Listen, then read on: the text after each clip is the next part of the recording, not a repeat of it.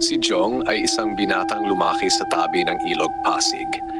Kahit maraming nagbabala tungkol sa kababalahan sa ilog, mga kwento ng nawawalang mangingisda, lumulutang na bangka at mga anino sa gabi, hindi siya natatakot. Para sa kanya, katang-isip lamang ito. Isang gabi, matapos ang kanyang trabaho sa maliit na tindahan, naglakad siya pauwi. Ang buwan ay napakaliwanag at ang tubig ng ilog ay kumikislap sa ilalim nito. Ngunit biglang naramdaman niya ang kakaibang lamig sa hangin, higit pa sa malamig ng gabi. May narinig siyang kalansing ng bakal, parang may nagbabanggaan sa tubig. Tumingin siya sa gilid ng ilog at nakita ang isang lumang bangka na dahan-dahang lumulutang. Pero wala namang tao. Sa gitna nito, may babae na nakasuot ng puting damit, basang-basa at nakatitig sa kanya. Ang kanyang buhok ay basa at bumabalot sa mukha niya. Ngunit kahit ganoon, ramdam ni Jong ang kakaibang ganda at lungkot sa kanya. Bago pa man siya makagalaw, may narinig siyang bulong. Halika, halika sa akin. Tumakbo siya palayo, ngunit parang may puwersa na humahatak sa kanya pabalik sa bangka. Sa takot, bumagsak siya sa lupa. Pagtingin niya sa ilog, nawala ang babae, ngunit ang tubig ay kumikilos. Parang may naglalakad sa ibabaw nito. Kinabukasan, hindi niya mapigilang bumalik sa lugar.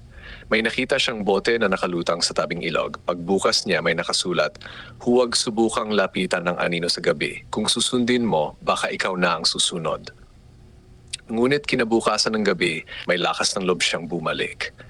Nang makarating siya sa gilid ng ilog, bigla siyang hinarap ng babae.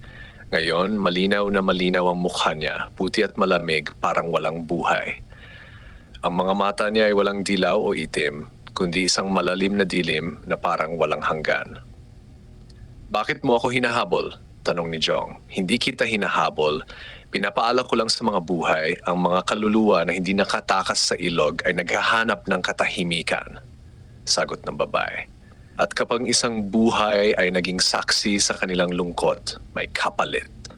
Habang nagsasalita siya, unti-unting nagbago ang paligid.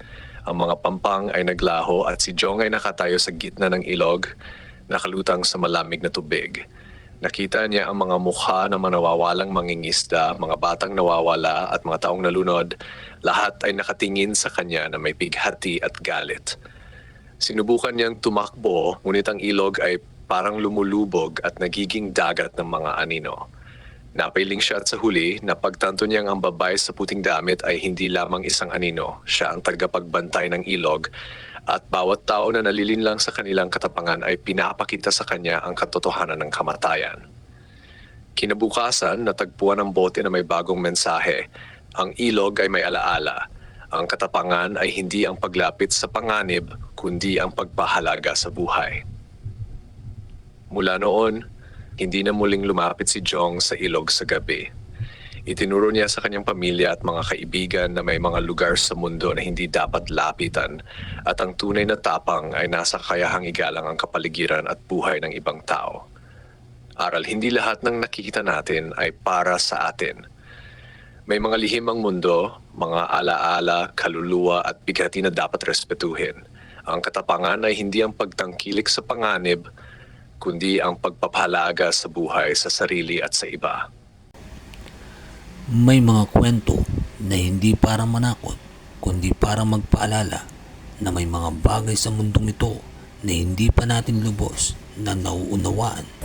Ito ang PLTV, Kwentong Kababalaghan.